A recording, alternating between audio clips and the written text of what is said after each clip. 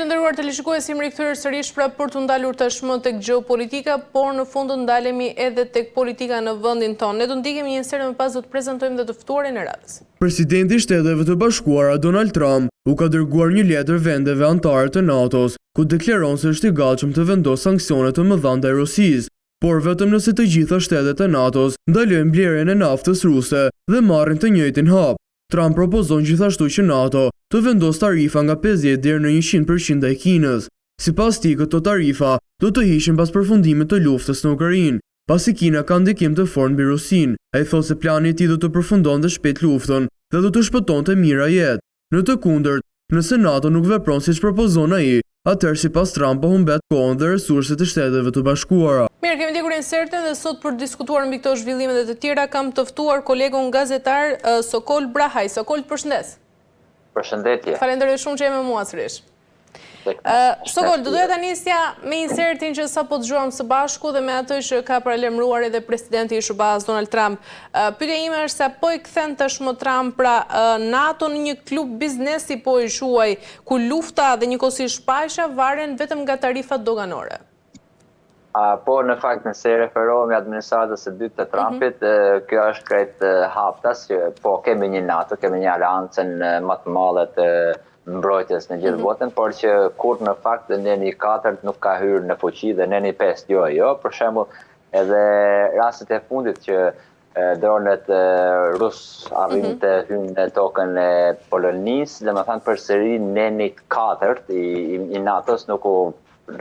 konsideroj se ma neni 5 jo, por më pas shohim që kemi një shtesë të ushtrisë, pra edhe parlamenti polak e pranoi që të vinë për të mbrojtur Poloninë ushtarët e huaj, dhe kjo është për herë të parë në Poloni. Dhe kjo tregon që me të vërtetë fiks tek pyetja juaj që a është biznes apo jo, dhe me të vërtetë administrata e Trumpit po të thuash se çdo gjë është nga ana e biznesit, edhe pse është aleanca më e fortë e mbrojtjes në të gjithë botën, NATO e përgjatë gjithë historisë, në fakt efektiviteti i saj duke që tashmë do kthehet në një biznes totalisht, duke parë tarifat e Trumpit që ka vënë nga 10, 20, 40%, ku edhe prej GDP-s tashmë edhe gjithë Europa, pra shtetet anëtare të NATO-s edhe të Europës kanë pranuar që të jetë 5% të paguar, domethënë haraçi Amerikës për të mbrojtur NATO-ja, domethënë. Me gjoja, por tashmë duket që Trumpi ndoshta nga profesioni i tij ka kthyer totalisht në biznes dhe të paktën të 6-7 muajt e tij ka treguar që ka marrë frutat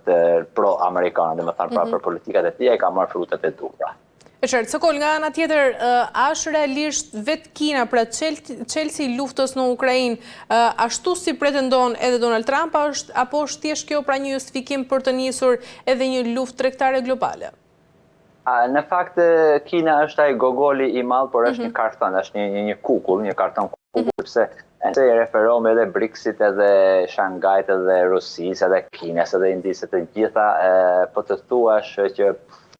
janë, por e vetmja që do të jetë, që mund të jetë rivale e Amerikës është vetëm Bashkimi Evropian, ku nga të drejtat humane, nga të drejtat njerëzore, nga stabiliteti, nga paqja, nga një histori shekullore që ka kaluar me krime, lufte me të gjithë, domethënë Europa e sotshme që ne jemi pjesë e saj,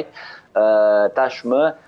është e vetme që mund dalë në rival ashtu, kurse për Kinën e për ato dihet se sa të drejtat e njerëzit ka, dhe pse ishin shumë të bukura fotografitë dhe videot në armët e Kinës, të Putinit së bashku, India, atë së bashku, por duhet të thënë edhe kjo që në fakt problemet më të mëdha për Kinën janë me komshitë e saj, pra janë me Indinë dhe me Rusinë dhe jo me Amerikën,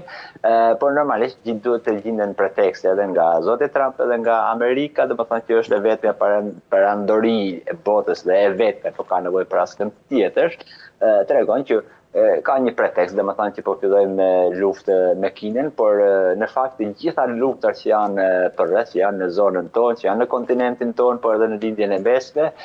Gresida tregon krejt qartas, haptas që janë përfitime shumë të mëdha për Amerikën, ku vazhdimisht në dekadat e fundit Amerika ka arritur të kthejë një strategji krejt ndryshe nga e luftës ftohtë, sidomos në 3 dekadave të fundit, ku edhe frutet e saj po i merr, Kina tregohet si një shejtan i zi, atje si një dreq i keq. Atje por në fakt janë të gjitha lojrat e Amerikës, ku sa më shumë që të ketë luftë për pjesë të ndryshme të botës, është vetëm ajo që ja siguron edhe për dekada me radhë, paktën për 3 dekada me radhë, perandorinë vetme globale që është Amerika, sepse të gjithë ata që luftojnë në fakt, të gjithë humbin, domethënë Europa tashmë po humb, Rusia po humb. India me Pakistanin në paqe po humb, po ashtu edhe në lindjen e mesme, domethënë edhe aleatet më të shokët më të ngushtë të Amerikës, si është Doha, Katari, ku të shkretet ata me miliarda euro dollar, me falni,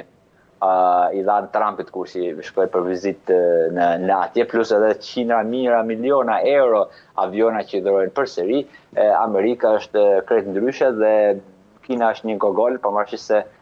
forca e Kinës do të pak ndryshe, se nuk është forca që kujton me një forcë globale, pavarësisht se forcat globale se përfyti i quhen të gjitha të shtetet që kanë armë nukleare bërthamore, por në fakt Kina është shumë ndryshe sepse ka probleme shumë më etike në brendësinë e vet, ku 1/3 e Kinës janë racat e ndryshme, ku atje sipas informacioneve dhe sipas edhe shumë raporteve që dalin nga Kombet e Bashkuara, tregojnë që Kina brenda vendit vet bën gjenocid mbi ujgurët, mbi shumë pakicat e tjera, dhe kështu që ajo jetë superfuqi është krejt ndryshe, por ndoshta edhe në literaturën, në marrëdhëniet ndërkombëtare apo aleancave ndërkombëtare na duhet të zhvillojmë disa teori të tjera, sepse ato teori që kemi hecur deri më tani, me të vërtetë që kanë ngel teoritë e luftës së ftohtë dhe e sot mja kërkon disa inteligjenca krejt të tjera. Është Sokol, të mos harrojmë këtu se kemi ende pra vende anëtare të NATO-s, të cilat kanë nevojë dhe janë të varura pra nga nafta ruse, ashtu si Hungaria, por edhe Slovenia. Si pritet të ndikojë ky ultimatum nga ana e Donald Trump? Ultimatumi Donald Trump tashmë duket që në fillim, domethënë Donald Trump erdhi që të sjellte paqe, por në fakt sjellë luftë, erdhi për të sjellë paqe qoftë në Rusi, luftën në Rusi-Ukrainë, po ashtu edhe në Gaza, po ashtu edhe të tjera, por nëse i vërehim domethënë shifrave të krimeve të luftës, që tashmë edhe Kombet e Bashkuara ditën e djeshme prononcuan një raport ku bëhet fjalë për shtimin e vdekjeve, domethënë të pafajshmeve, qoftë në Gaza, nga Izraeli, po qoftë edhe nga Rusia në Ukrainë, dhe kjo tregon që ajo çka thot Trumpi apo çka jep ultimatume Trumpi nuk janë reale, sepse duhet parë domethënë edhe nga ana e gjërat e tjera, nësa e shohim domethënë të muajit e fundit, ne po pritshim që të ishin sanksione dhe pas 24 orë të pushonte lufta, të pushonte pushtimi i Ukrainës nga Rusia, por në fakt ndodhi e kundërta, ku me një përnallti shumë të bukur e la gjithë Bashkimin Evropian, ku do të thënë vetëm jo thjesht BE-ja, por edhe Turqinë dhe Anglinë i la krejt matan dhe ftoi biles, ftoi edhe zotin Putin, ftoi në Alaska, siç dihet, ku dihet që zoti Putin kërkohet për krime kundra njerëzimit, për krime lufte, edhe ka një urdhë nga gjykata ndërkombëtare penale, por Trumpi është pak ndryshe dhe ultimatumet e Trumpit vetëm se i ngrejnë çmimin një malli që është në treg, por jo se do të ketë një tjetër, sepse sa më shumë që të zgjasi lufta domethënë sa më shumë që të zgjasi Rusia luftën, aq më shumë humb Rusia, sepse Rusia nuk ka nevojë për tokë, në fakt Rusia është në mos gaboj 1/4 e botës si gjeografi, dhe nuk mund ta sundoj vetë atë sepse të skallë popull për të sunduar gjithë hartën e vet dhe jo më të pushtoj Ukrainën apo asaj, por kështu humbin të gjithë atë forcat e veta, dhe kush ngel këtë agresivë, ngel Amerika. Pra kjo është ajo gjë pozitive për Amerikën, ku të gjithë tjerët humbin, vetëm Amerika fiton. Dhe me Hungarinë ashtu që bëhet pyetje tjetër, unë nuk e shoh që do të jetë një problem, sepse edhe që ndaluan gazin, sidomos Gjermania bëhet fjalë, gazin rus, çfarë bëu? Ushtu 3 fishi i çmimit dhe morën nga Gjermania, filloi ta marrë nga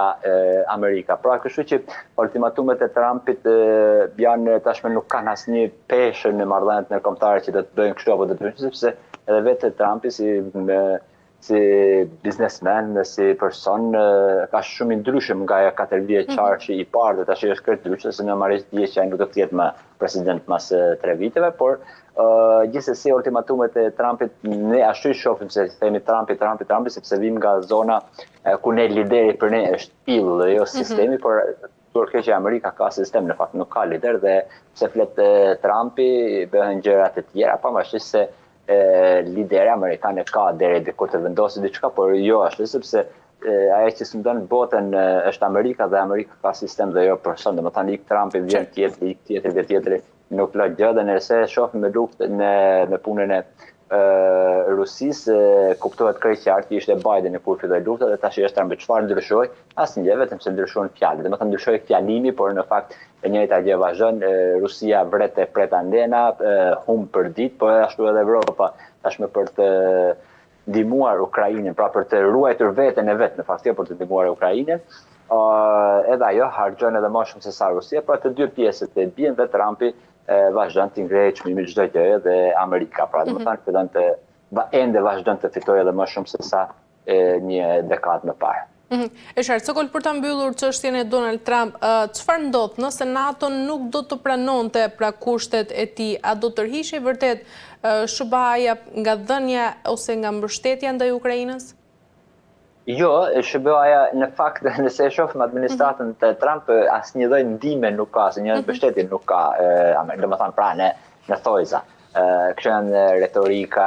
e Washingtonit të shoqë me zotin Trump, por nëse e shohim nga ana tjetër, domethënë Europë na i thotë ne përshësim armë Rusisë, Amerika është e pamundur që të tërhiqet nga Ukraina, por vetëm ndryshon fjalë dhe thotë që ne nuk kemi mbështetje, megjithëse sepse dihet edhe vetë se si ndoshta shumë e rrallë në historinë e njerëzimit, ata gafat, ata gjërat që bëri kundra presidentit ukrainez Zelenski në zyrën ovale atje, domethënë që ishin me të vërtetë një krimet më diplomatike, më të si mund ta quajmë në Shqip, domethënë më të turpshme që kanë qenë ndonjëherë, një njerëz që është pushtuar shteti i tij, një njerëz që mbi kombin e tij bëhet gjenocid, ku atëra kishim edhe që tashmë është edhe faktuar nga gjykata ndërkombëtare në genocidin e Buçat e Ukrainës, dhe ku jemi sot? Pra kështu që Amerika nuk e tërheq atë, por thotë që nuk do ta mbështes, por në fakt e mira për Amerikën, për politikën, geostrategjinë e Amerikës, është që lufta të shtyjë shumë më shumë, sepse në fund të fundit dikush do sponsorizoj dhe do sponsoroj armë, qoftë nga Rusia, qoftë nga ashtu, sepse edhe Rusia nuk është e vetme, se ka Kinën, e ka ndihmën e shumë të tjerëve, biles ka edhe ushtarët shtetit të Koreasë Veriore, atje që dihet që tashmë po shkon edhe grupi i treti i ushtarëve të Koreasë Veriore për ta ndihmuar Rusin, pra një superfuqi e botës në thojza që është gjoja e dyta e botës, nuk ka ushtar. Me këtë kështu që Amerika sponsorizon në të dy anët, dhe me të vërtetë që Amerika të ardhurat kryesorë që ka nga ana globale, i ka nga shitja e armëve, ku ajo pushton të gjitha tregjet ndërkombëtare, dhe kështu që lufta, mbështetja domethënë gjërat nuk do ta mbështesë Ukrainën, këtë është pamundur, sepse lufta është vetëm gjë që intereson Amerikës, dhe sidomos ditët e sotme, ku çdo gjë domethënë ka humbë vlerën e saj, Kombet e Bashkuara, drejta ndërkombëtare, diplomacia ka humbë vlerën e saj. Normalisht lufta është një nimet i madh, një mirë e madhe dhe shumë fitimfluese për Amerikën, edhe pse thotë nuk do të mbështes këtë apo do të mbështes këtë. E qartë, Sokol, nga ana tjetër, si e ke parë dhe vizitën e Marco Rubio në Izrael, a mund të ishte ky një mesazh i qartë pra se SBA-ja po miraton goditjen izraelite brenda territorit të Katarit, dhe pavarësisht pra se ky i fundit është një ndërmjetës zyrtar i paqes? Apo patjetër, tashmë kjo duket krejt qartë, edhe zoti Rubio që në fjalimin e tij që mbajti në Tel Aviv, te muri i qarjes që shkojnë lutën hebrejt atje, por edhe në prononcime të tjera për media, është qartë që është me çdo kush është pro Izraelit, dhe tashmë pas fluturimit të zotit Rubio që u largu nga Izraeli vazhdoi ende edhe më haptas gjenocidin ose në thojza pushtimin e Gazës, ku deri më tani vetëm ditën e sotme kemi në mos gaboj 48 të vdekur, dhe këto janë shifra zyrtare që vinë nga Tel Aviv dhe jo nga pjesa e Gazas, kështu që Amerika është totalisht për Izrael. Biles unë nga njëherë mendoj Gresida që Izraeli është një mashë e Amerikës, ku me të vërtet ato i frut frikën gjithë botës që po djeg, po pretën, bëhet fjalë për 65.000 vetë, ku 18.000 kemi kalamaj, kemi fëmijë, kemi bebe, dhe më thanë nga një ditë deri në 3 muaj, kemi mbi 15.000 nëna shtatzane, gra shtatzane që janë vrarë nga ushtarët Izraelit, pra këtën të gjitha krime kundër njerëzimit, pastrim etnike, dhe më thanë kemi shkuar në fund të fundit, dhe kjo është normalisht që është fruti i Amerikës, pavarësisht se ne e quajmë shteti Izraelit, bëjnë Netanyahu, por do pa ndoshta pak më gjerë temat, dhe normalisht tashmë besoj që edhe pse ishte mbledhja e samiti i Rallës, urgjencë i Rallës, në fakt i Ligës Arabe dhe organizatët të bashkëpunim islamik, ata nxorën një fjalim në fund, një përfundim që ne jemi kundër këtyre që bërë Izraeli, po asnjë forcë, sepse Izraeli do të mund të ndalohet vetëm forcë, por e vetmja gjë që ishte, domethënë, pas vizitës zotit Rubio në Izrael është që të paktën bota arabe në thojë, nëse ka një botë arabe apo një botë muslimane, tashmë kanë kuptuar krejt të qartë që të jesh mik i Amerikës nuk do të thotë që je i sigurt, edhe pse Katari, sidomos Doha, Katari, Emiratet e Bashkuara Arabe të tjera të paguajnë triliona dollar për të mbrojtur Amerika, por duket që Amerika nuk është ajo Amerika që kanë kujtuar, dhe a mund kemi ndaj lëvizje brenda popujve arab në bashkim me kështu, do ta shohim në muajt apo në vitet. Nga ana tjetër, Sokol, apo hyn lindja e mesme në një fazë të re, pra ku edhe shtetet që kanë luajtur rolin e paqëbërësit, po kthehen tashmë në objektiva ushtarake? Po patjetër, tashmë kjo është e qartë, pas qëllimit bombardimit në Doha nga ana e Izraelit, kjo tregon krejt haptas, dhe tashmë biles në shoh nëse liberojmë edhe analizave të lindjes të televizioneve, të mediave, të lindjes së mesme, por edhe mediave turke, tashmë ju ka hyrë frika në palce dhe çdo shtet ka frikë më që të jetë ndërmjetësues, domethënë deri diku që u bën të fjalë për ndërmjetësues, për diplomaci, për të ulur njerëz së paqe, dhe ato vritin, domethënë me atentate, me falni, me prerrat e ushtrisë izraelite, ku ndihmohen nga Anglia dhe nga Amerika, sepse rrezet sepse vetë avionat ftarak Izraelit nuk e kanë mundësinë që të shkojnë nga atje në Doha të bombardojnë dhe të kthejnë pa pas logjistikën e tyre dhe pa mbushur në ajër në fluturim, domethënë me karburant, dhe këtë logjistik ja ka bërë Anglia dhe Amerika. Pra kështu që është ajo që me vërtet që ditët nuk ka të mira për lindjen e mesme, dhe sidomos edhe për ata aleatët në thojzat e Amerikës, ata do të rishikojnë strategjinë e tyre, të paktën që të dinë se mbrojtja nuk është nga ajo që pagua, por do të jesh vetë një fuqi që të paktën të mbrosh veten tate. E qartë, mirë Sokol, për të kaluar pra tek vendi ynë, tek politika në Shqipëri, kryeministri Edi Rama shpalli kabinetin e ri pra për mandatin e 4 qeverisës, me 17 ministri, një prej cilave sis nuk ka ndodhur ndonjëherë, do të jetë edhe pra një ministre virtuale. 8 ministra kanë ikur, ndërsa pavarësisht se do të vijojnë edhe angazhimet sigurisht pra në aktivitetin parlamentar, përveç Bora Muzhashi që mbetet tashmë vetëm deputete. Pyetja ime parë se si ke parë këto ndryshime dhe a është ky kabinet vërtet një produkt i reformës reale, apo mund të ketë këtu pra edhe pazare politike brenda Partisë Socialiste? Një në radhë të parë është lufta brenda llojit, do të kuptuar domethënë pak më gjerë. E dyta është që lideri, zoti Rama, tregon që vetëm unë jam në këtë vend, askush tjetër, qoftë në partitë, por qoftë edhe në opozitë, qoftë dhe në marrëdhëniet ndërkombëtare, kurse çfarë ndryshimi kemi, nuk kemi. Në fakt edhe pse gati gjysma e parlamentit janë antarë të rinj, kemi kultin e liderit, dhe lideri bën çfarë të dojë, domethënë qoftë në fakt do të thënë edhe kjo dhe nga ana e djathtë, kemi ata që zgjedhjet dhe të zgjedhurit të emëruar në listën e mbyllur apo në listën e hapur janë ata probleme që ju dini edhe shumë më mirë se unë, sa nga kisha. Aspektin e marrëdhënieve ndërkombëtare nuk jam shumë i fokusuar ndoshta me politikën e brendshme, por çfarë ndryshimi ka? Jo, ndryshimi është kjo që bëra një dhomë, bëra një salloni të shtëpisë, domethënë ke ndruanën e kolltuqeve, ke kalon në mantjet e çfarë ndryshon, asnjë, sepse në Shqipëri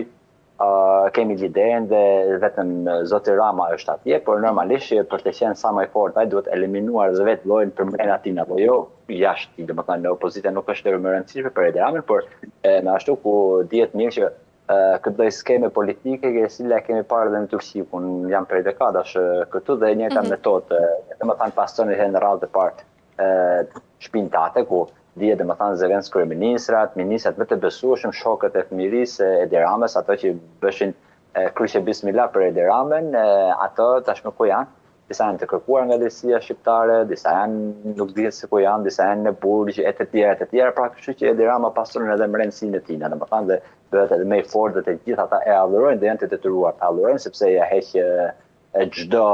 gratis që ka domethënë në qeveri apo në parlament apo në tjetër, kurse të tjerat janë shifra dhe nëse e shohim për shembull të gjithë ministrave, deputetëve të ri dhe të vjetër, është nga që kemi median sociale këtu, sot ndoshta para 20 vite nuk e themi, nuk e kishim thënë dot këtë Grecia, por do të thënë kjo që të gjithë shifit të gjithë ministra, deputetët, TPS-s ashtu, të gjithë sikur mos kenë një identitet të tyre për vetëm liderin e tyre. Pra domethënë nuk është një ajo dëshirueshmëria e kombit shqiptar, një pritshmëri, një ashtu, por është thjesht ashtu kanë ndrru domethënë kaltugun nga ana e ka kalu matan tjetër për asnjë gjë tjetër, sepse vetë për çdo gjë është zoti Rama dhe forca e tij në PS, në të gjitha institucionet e shtetit, por ashtu edhe ku nuk i arrin forca e tij, domethënë duke përdorur prokuroritë e posaçme, siç ne në Shqipëri themi spaku, duke të qëndron për të siguruar dhe për të shtuar forcën e tij mbi çdo lloj pushteti që ka në Shqipëri, kështu që nuk kemi ndonjë gjë që të re, domethënë për atë, kurse për atë diella e jon me të vërtetë që kjo është një gjë e bukur, paktën që gjithë bota po flet për këtë, por është turpi sepse në thojza një lider si Edi Rama, një artist që me të vërtetë në punën e tij është artist, edhe pse ka bërë shumë gjëra jo të mira për Shqipërinë, nuk është me qenë në vend tjetër, edhe pse boshatisi Shqipërinë për të thuar sekret, përsëri është një gjë e mirë sepse foli gjithë bota për atë, por çfarë është ajo? Ajo është thjesht për të tjetërsuar aktualitetin dhe problemet e zgjedhjeve të kaluara dhe si janë marrë, si janë bërë, si janë ashtu, por asnjë gjë tjetër dhe kështu që Shqipërisë duhet një rrugë drejt Bashkimit Evropian dhe nëse referohemi fjalimit e tij që mbajti sot zoti Rama në atje nuk ishte një fjalim i ndenj që jep atë që meriton Shqipëria apo atë që duhet ta ketë Shqipëria, por është thjesht një politik e një politikan që është një lider që jetë vetëm ai dhe askush tjetër, ku realisht në Shqipëri